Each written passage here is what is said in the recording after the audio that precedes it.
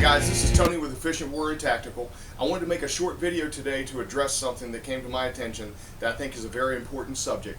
So what we're going to do is kind of look at the use of a blade in self-defense. I have a student named Jason Coral, extremely talented martial artist.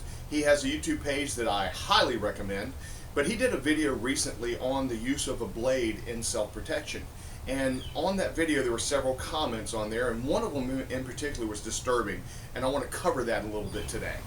Okay, I wrote the comments down that I wanted to address, mainly because I try not to commit stupid things to memory, because it might get stuck in there and you never know what happens for that. So anyway, I didn't memorize this because, again, I don't memorize stupid stuff.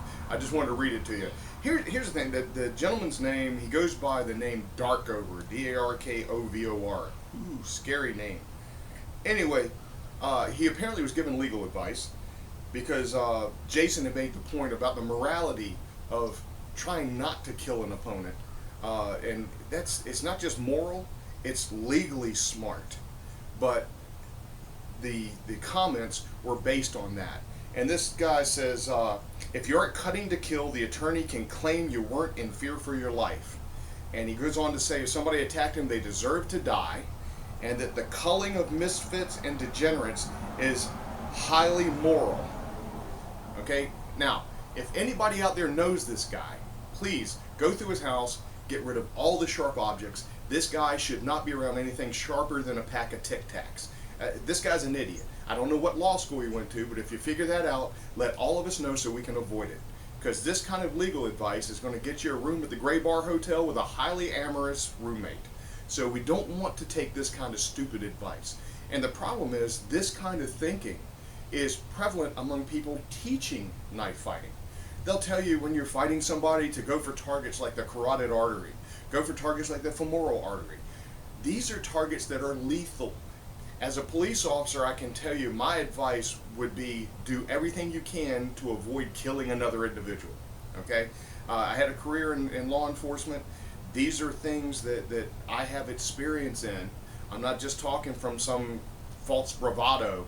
I'm telling you from experience. I've been on the streets. I've been at murder scenes. I've dealt with people that have killed other people. I've dealt with that both as a police officer and as an emergency medic over the years. And this kind of advice is absolutely stupid. And you want to make sure that you know the source of the water you drink. You want to make sure when you're taking advice from somebody, it's not from some idiot in his parents' basement chewing on a Hot Pocket that just got through watching Commando. Okay? That's not the kind of advice you want to take when it comes to your safety and your self-defense. All right, in addressing blade for self-defense, we teach the use of two types of blades, basically. A small fixed blade. We use the CRKT Minimalist. Excellent blade. You can pick these up at Lowe's Hardware is where I got this one. About $25, not an expensive blade. And what's cool about this is you can buy this blade, you can buy a second one, dull it down, fix it up, and make a good trainer that's exactly what you're carrying. But we use the small blade for defensive use, and we also use a tactical folder. Now this one, this is the Endura from Spyderco. I'd like to thank Spyderco. They have sent us these blades for use in the videos and in my forthcoming book, Steel Thorn. So I'd like to thank them for their sponsorship. Spyderco's, I've used them throughout my public safety career. They're great blades. Again, this is the Endura.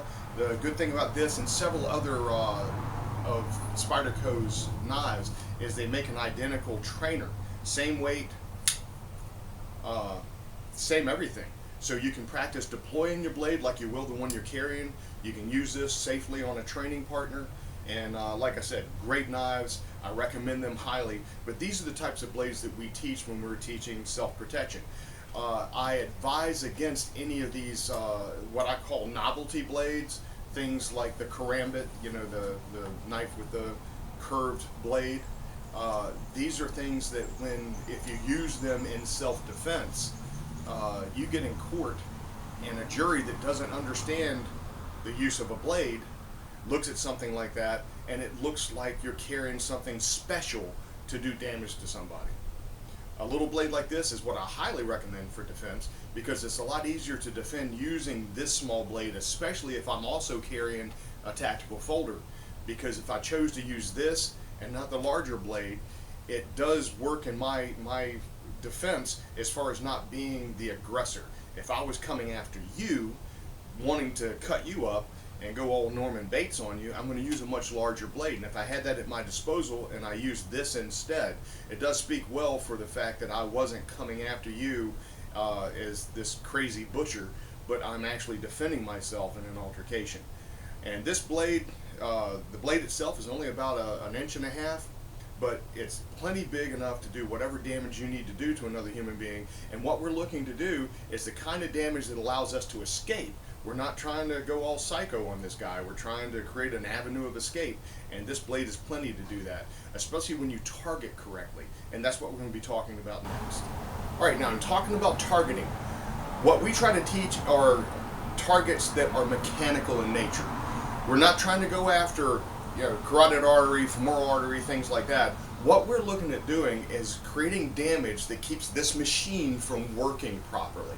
If someone's trying to get a hold of you, if they've got a weapon in their hand and they're attacking, if you can attack targets of the arms, things like the muscles, the ligaments and tendons that allow this machine to work, you're cutting the ropes and pulleys, you're cutting the things that allow this machine to work. We target things like the hands themselves, the fingers in a fighting situation if he's got a weapon.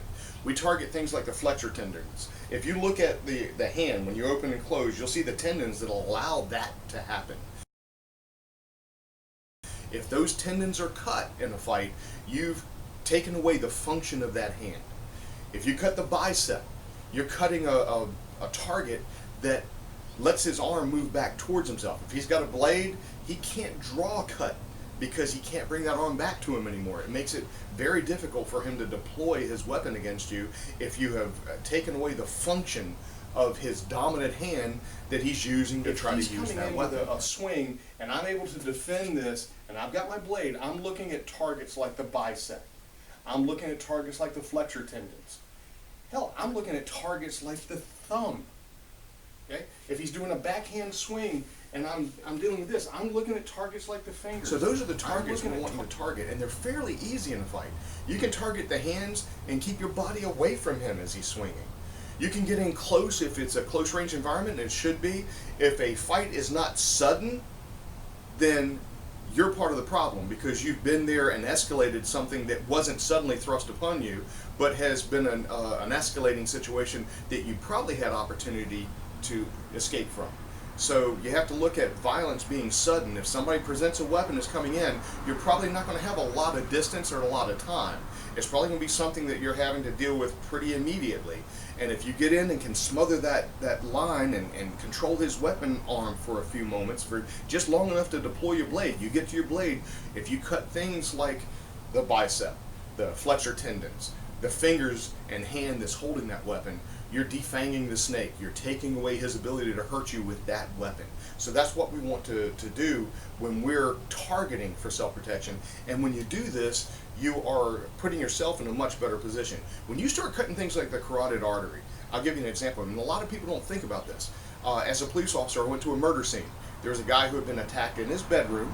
He had been sliced across the carotid artery, and there were 4 arterial sprays. One in the bedroom, one in the hallway, one in the kitchen, and one in the living room where his body was. Okay? The heart puts a tremendous amount of pressure through this system to pump the blood.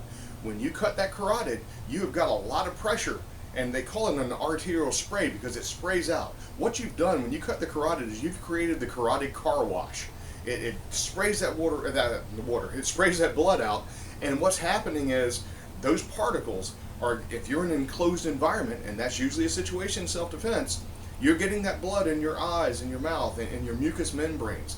Any bloodborne pathogen that the bad guy has, if he's got HIV, AIDS, hepatitis, you're taking that home to your family. Or probably if you cut his carotid and you can't justify it, you're taking it back to your cellmate. So we don't want to be doing that. It's stupid advice, and we want to stay away from that kind of advice, especially as instructors. If you got an instructor that has all that bravado about kill, these guys are dangerous to work with, and they're guilty of malpractice if they're not teaching their students the legalities of what they're doing. And like I said, this video was prompted by a comment on my student Jason Coral's YouTube page. It's a disturbing thing. He and I talked about it. It's something I felt the need to address, and so this was my rant. Hey guys, if you like what you're getting here, we'll be putting more stuff up every week. We're going to be covering firearms, we're going to be covering bladed weapons, and we're going to be covering empty hand self-protection, things that we need for today's environment. If you like what you're getting, please click the subscribe button, and if you have any questions, feel free to contact me. Again, Tony with Adventure Warrior Tactical, thank you for tuning in.